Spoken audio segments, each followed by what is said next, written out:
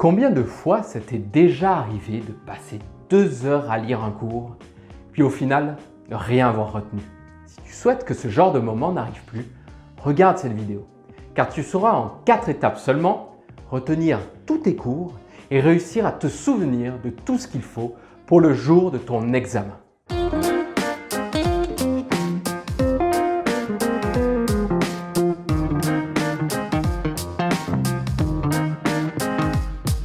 Salut, moi c'est Florent, coach scolaire professionnel, expert dans la concentration. Mon but, que tu réussisses tes sessions au cégep. Comment? En te partageant des techniques d'étude, de motivation et d'organisation. Tout ça pour que tu sois moins stressé et que tu te libères du temps pour profiter encore plus de la vie et de tes amis.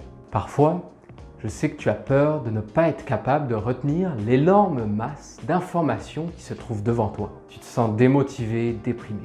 Le pire pour un étudiant, c'est de passer des heures, des fins de semaine à réviser et arriver le jour de l'examen et avoir tout oublié. Et là, c'est la panique. Tout ce temps passé pour ne rien retenir. Tu as l'impression d'avoir perdu ton temps et de n'avoir rien appris du tout. Mais heureusement, je suis là pour te donner des trucs et astuces qui vont t'aider à réviser plus efficacement et décrocher la meilleure quotaire à la fin de ton cégep.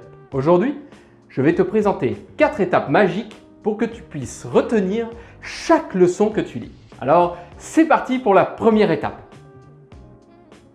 Pour que l'information que tu vas lire puisse rester sur le long terme dans ton cerveau, il faut que tu le conditionnes. Un peu comme quand tu vas faire du sport. Ton cerveau est comme un muscle, donc échauffe-le, prépare-le pour qu'il se mette dans les bonnes conditions pour bien retenir ton cours. Alors, concrètement, comment vas-tu faire ça? Il faut que tu répondes rapidement à 5 questions pour rappeler à ton cerveau l'utilité de ce que tu vas réviser. Ton cerveau a besoin de savoir pourquoi il doit faire des efforts. Donc, voici les 5 questions. Quel intérêt as-tu à retenir ce cours? À quoi cette leçon va te servir pour plus tard? En quoi c'est important pour toi que tu apprennes ce cours? Comment vas-tu appliquer ce que tu vas lire à la réalité? Quand est-ce que tu vas utiliser cette leçon pour plus tard? C'est vraiment magique, tu vas voir. Si ton cerveau sait pourquoi il devra retenir cette leçon, ça sera beaucoup plus facile pour lui de garder en lui les informations que tu vas lire. Alors dès ta prochaine lecture, mets en pratique cette technique et donne-moi des nouvelles en commentaire sous la vidéo. Passons maintenant à l'étape 2. Maintenant que ton cerveau est échauffé, il faut que tu comprennes comment fonctionne ta mémoire. Essaye de juste bien retenir ça. L'information que tu veux récupérer le jour de ton examen ressemble à la destination que tu dois atteindre comme quand tu pars en randonnée. Pour y parvenir le plus facilement possible, il faut que tu connaisses parfaitement les sentiers à emprunter pour arriver à destination. Et pour les connaître, il faut les avoir parcourus à multiples reprises. La répétition est donc la base de l'apprentissage. Donc, pour créer un nouveau chemin vers une nouvelle connaissance que tu dois acquérir pour ton examen, tu vas devoir solidifier le passage dans ta mémoire en le parcourant plusieurs fois. Ces sentiers, plus tu vas les connaître, plus il sera facile d'aller à ta destination et de récupérer l'information le jour de ton examen. Alors, comment vas-tu faire ça concrètement? Au début, ce que je te conseille de faire, c'est d'appliquer la lecture active. Je t'explique. Prends ça comme un petit jeu que tu fais, ok? Lis pendant 10 minutes un texte, puis cache le texte. Prends une feuille blanche et pose-toi simplement la question. Qu'est-ce que j'ai retenu de ce que je viens de lire? C'est là où tu crées ton chemin dans ton cerveau. Au début, il y aura des obstacles, des mauvaises herbes, et ça sera plus difficile d'aller à ta destination. C'est normal, ça va te demander un peu d'effort, mais tu es sur le bon chemin. Le fait de te demander « qu'est-ce que je viens d'apprendre ?» permet de t'auto-tester. Et c'est ça la clé pour avoir la meilleure quotaire possible. C'est de prendre l'habitude, je dis bien l'habitude, de sans cesse t'auto-tester.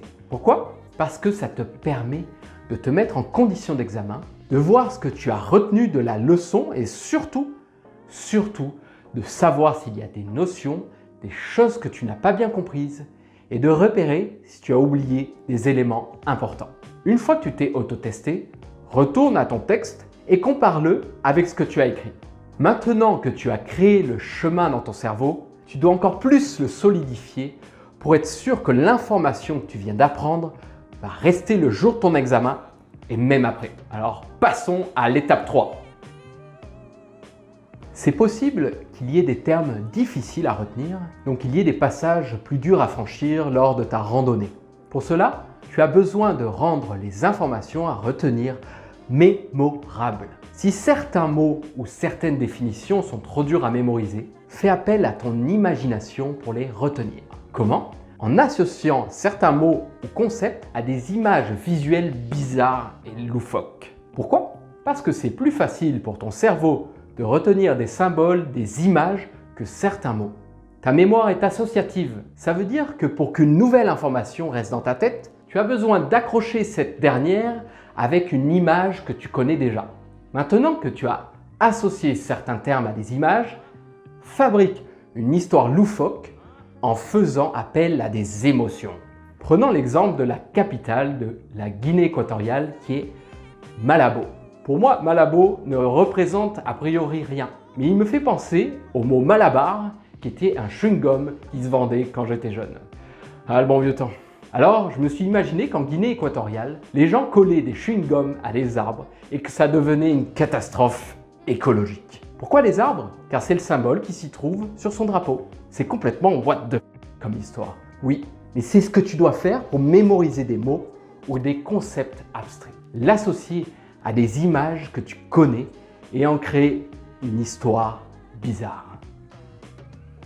Maintenant que ton chemin est sans embûches, que tu as construit ton histoire drôle, tu dois t'amuser à parcourir le chemin plusieurs fois sur un intervalle de plus en plus espacé pour t'assurer de le mémoriser sur le long terme. Car je te rappelle que plus tu vas emprunter ton chemin, plus ça sera facile pour toi de récupérer l'information à laquelle il conduit le jour de ton examen. Mais attention, pour que tu puisses te souvenir pendant longtemps de ta leçon, ce n'est pas tous les jours que tu dois parcourir le chemin, mais sur un intervalle de plus en plus espacé. Cette technique s'appelle la répétition espacée. Concrètement, ça ressemble à quoi? Tes intervalles de révision doivent ressembler à ça. Jour 1, jour 3, jour 5, jour 8, jour 21. Ce sont les jours où tu dois t'auto-tester sur la leçon à apprendre. En voyant ces jours, c'est là où tu comprends l'importance de s'y prendre à l'avance pour réussir ton examen et retenir sur le long terme. Cette technique est basée sur la science, notamment sur la courbe de l'oubli d'Ebbinghaus. Ce scientifique a étudié l'intervalle de temps au bout duquel nous oublions les nouvelles informations apprises. Il s'est rendu compte qu'on perd plus de 50% de l'information mémorisée après seulement 2 jours. D'où le fait de faire des piqûres de rappel. Pour t'aider à gérer ton planning de révision, je te propose de télécharger une application dans la description qui va t'aider à faire cela. Elle s'appelle Anki. Cette application va vraiment t'aider à créer tes propres flashcards et lorsque tu les réviseras, tu auras juste à indiquer si c'est facile ou difficile pour toi pour retrouver l'information. En fonction de ta réponse, Anki va déterminer dans combien de temps tu auras besoin de faire ta prochaine révision. Pratique, non? Voilà, tu connais maintenant les 4 étapes clés pour retenir tous tes cours. Avoir su tout ça à l'époque de mes études aurait sûrement changé ma vie. Donc c'est le moment pour toi d'essayer une des 4 étapes et voir comment c'est magique. Dis-moi en commentaire ce que tu as pensé de la vidéo. Lâche un petit pouce bleu, ça m'aide à produire d'autres contenus comme celui-ci. Sache qu'une vidéo prend en moyenne 8 heures de travail, alors qu'un petit clic sur un abonnement et un like ne prend que quelques secondes. Ça m'aiderait beaucoup à continuer à publier de nouvelles vidéos. Je te remercie et je te dis à la prochaine.